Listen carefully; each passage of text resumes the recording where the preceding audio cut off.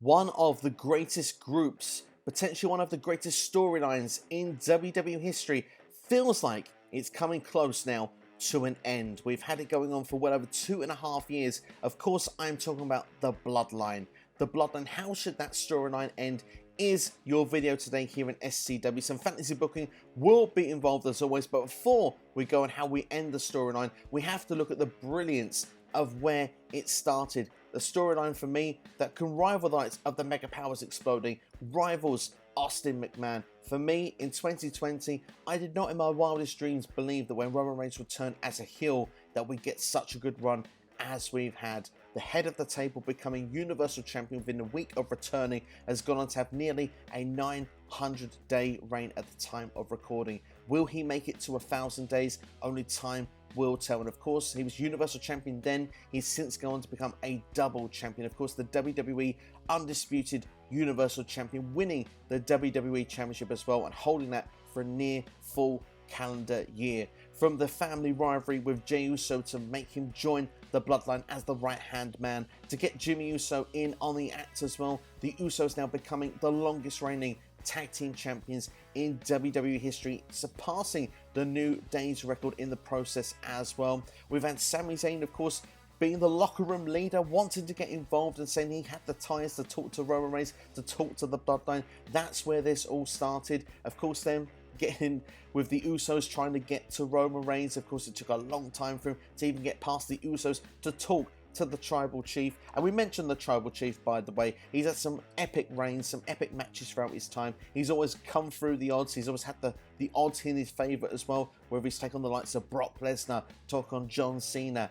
You know, we're talking about Edge, Daniel Bryan as well, some great matches in amongst there, and of course Drew McIntyre. Of course, that was the one time that Roman Reigns was outside of his comfort zone, felt like that he didn't have the numbers on his side. The Usos and Sami were taken out before the show. Of course, the third Uso, Solo Sikoa, coming in there to make sure the Tribal Chief won. Sami, of course, then, Sami Zayn was the honorary Uso for quite a while, especially after attacking Kevin Owens and hitting the low blow, making sure that they won the War Games match this past November. We saw Jey Uso, who had problems with Sami Zayn, now was happy to have him as an honorary Uso, part of the Bloodline. We then saw the friction start, Sami Zayn overstepping the mark there, him and Roman losing a match to John Cena and Kevin Owens, building up to the Royal Rumble, the KO feud in particular, causing a bit of a niggle with Roman Reigns. He's had a number of feuds with Kevin Owens over the years, of course, including the start of this Bloodline storyline, to the point that we start to see Roman Reigns get a little bit nervous, to the point he thought that Sami Zayn was trying to take his position as head of the table, trying to be Roman Reigns. He got really upset and really offended, to the point that Sami Zayn eventually was caught out during the contract signing. Of course, he was doing something else when he should have been protecting Roman Reigns, and Kevin Owens put Roman through the table. Sami was left standing there with the contract. Very awkward, led to the Tribal Court, one of the most fascinating segments in Raw history on Raw 13. Of course, then things were getting a bit oozy, but we got to the Royal Rumble, and Sami Zayn, well, he knew he was being manipulated. He saw the beatdown of Kevin Owens. Roman wanted to make sure that the job was done good and proper and that KO would never come back. KO has not been on TV since, of course, since the Royal Rumble, but Sami Zayn, of course, at that point, defied Roman Reigns, betrayed Roman Reigns, betrayed the Bloodline, saw the beatdown from Jimmy Uso and from Solo Sikoa and Roman at the Royal Rumble, leaving Sami Zayn and Kevin Owens laying. Of course, Jey Uso didn't get involved in this at the same time either. He walked away. We've seen since he's come to help his brother, and we've seen him have a conversation with Sami Zayn. It feels like that them two still are okay. So that's where it leads us then to this point. How does it conclude? How does it finish? We've got some very key ingredients. We've got Roman Reigns, the champion, the head of the table. Paul Heyman has openly said that this is the head of the table. This is the Bloodline. This is the story of him having those championships. Once those championships are gone, it feels like the story could end. And do you know what? I think Heyman is onto something, but I don't think he's entirely correct. I'm going to make a different prediction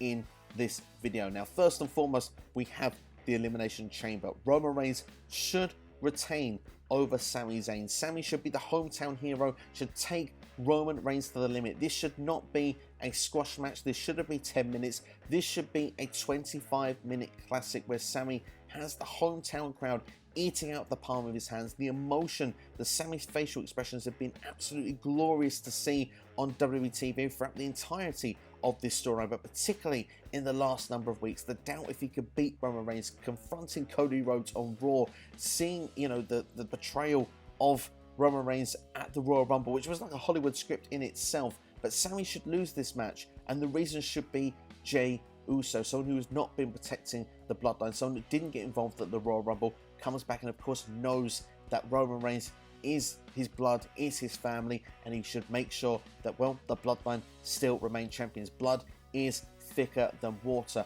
But remember, you know, Sami did say, Jey, you've been offered a way out here. You don't have to go back in. You've got your way out, particularly if Sami wins the championship. So if Jey Uso goes in to make it look like that he's going to help Sami at first and then turn him, that blow could be even more brutal. And of course, if Kevin Owens then tries to make the save, it builds up the Usos versus KO and Sami at WrestleMania, as is expected in the rumor mill. And of course, Sami and KO should win when it comes to WrestleMania. When it comes to WrestleMania, Roman Reigns, it's all about the family. Wrestling has more than one royal family. Cody Rhodes is the winner of the Royal Rumble for the men this year and is going to be the guy to take on Roman Reigns. For me, it's the perfect place for Cody to conclude that story, the story he wants to do to win those championships for his father, for the Rhodes family, and of course for himself, become the #1 babyface in the company, a brand new champion, and let's be fair, a main eventer probably for life in WWE. The person that defeats Roman Reigns to win those titles will always be a big deal. So is that where the story ends? Is that how it's going to finish? Not for me. That's not how I'm going to conclude it, because, well, I'm going to go back to what Sami told Jey. There's a way out.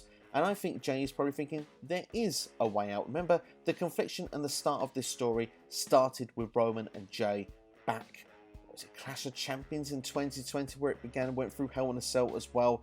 That's where this can go again, because once Roman is vulnerable and is no longer the top dog, well, you know what it's like with this sort of mafia style.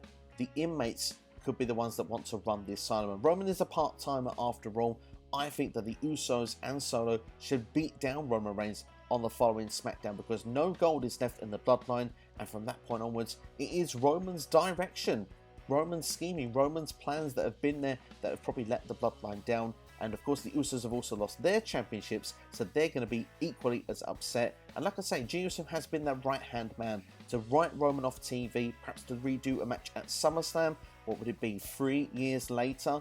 And Jey Uso then could take on Roman Reigns. And just imagine if Jey Uso won that match as well. You're building another main eventer at that point. And of course, who knows what goes on with Sami and KO, perhaps as tag team champions. I imagine at one point that team would split once again, have Kevin as the bad guy, Sami as the good guy, get Sami that big victory, give him a Royal Rumble win.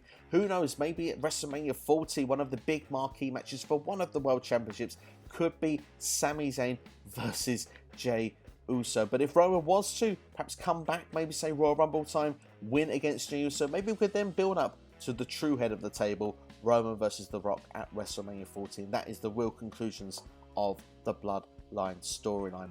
So that's my thoughts, and that's how I'd book it, and that's how I would do it. Now it's your turn to let me know in the comments below how you would book the end of the Bloodline storyline. It has been absolutely glorious to watch from start to finish. There's been so many great moments. I could have probably sat here for half an hour and said how great it all is, but I wanted to make sure that I got the fantasy booking part in for you here today. But let me know your thoughts in the comments below. What's been your favourite Bloodline moments? Are you still enjoying the storyline? Do you want to continue past WrestleMania for another year, like potentially I've suggested there, or do you think it will end as soon as Roman and the Usos lose those championships? But that's all from me anyway. Thank you for watching. Make sure to check out some of the videos on the side of your screen right now. But that's all from me. Take care. Look after yourselves. I'll see you next time. Don't forget to like, share, and subscribe here to SCW.